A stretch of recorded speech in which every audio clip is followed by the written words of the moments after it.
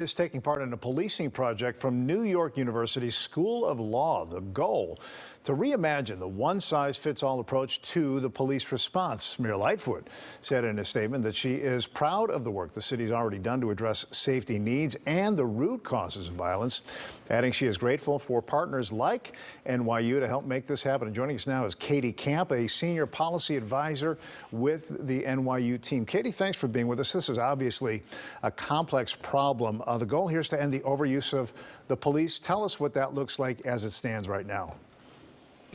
So, for decades, essentially, we've just kind of made a bad bet in the United States, which is that instead of pumping communities full of the resources and opportunities that they need to self-sufficiently address the root causes of community needing crime, we've really come to rely on policing as a one-size-fits-all response to address a very wide range of community problems that occur within our cities and our neighborhoods. So, people call 911 to report serious violent crime and threatening and aggressive behavior.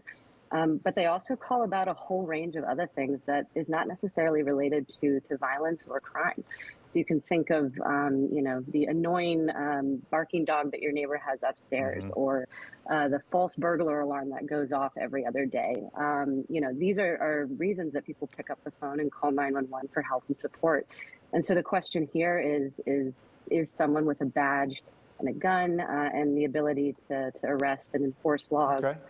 Really the right person in all types of these issues. So let me ask, what would be the changes that would be a part of this effort? In other words, what would you do differently?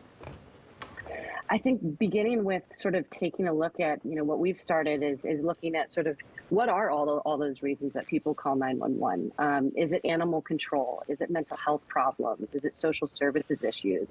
And figuring out sort of what belongs within the realm of police responsibility and what might be better handled by someone with, a social work background or experience, with communities. And really figuring out what belongs and what doesn't. And it really creates an opportunity for police who are strapped thin, overworked, going from call to call, to really be able to focus on the things that they need to, which is serious violent crime.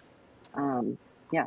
I know the Chicago Police Force has really put an emphasis on working with mental health crisis professionals to intervene here. Is that part of the equation here, or is that just a small part and there's much more to it? No, absolutely. Cities across the country have begun to look at mental health issues specifically because it seems to be one of the clearest areas where someone else with, a social work or a behavioral health background might be more appropriate than an officer. But mental health calls are really only a fraction of the wide range of reasons as to why people pick up the phone and call 911 in the first place. So it's a starting point.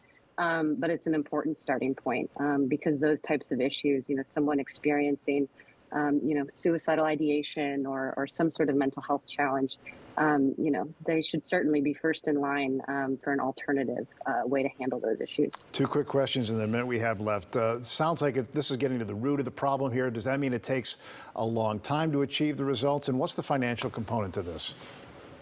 So the financial component, it's expensive. What we're doing now is expensive. And so, it's sort of like figuring out, well, it's maybe it certainly would be expensive to prop up sort of alternative responders, but that's kind of one of the things. We've launched this new repository and hub for all of the research that we're doing across the country. And that's sort of one of the first things we're tackling, sort of how do cities pay for this?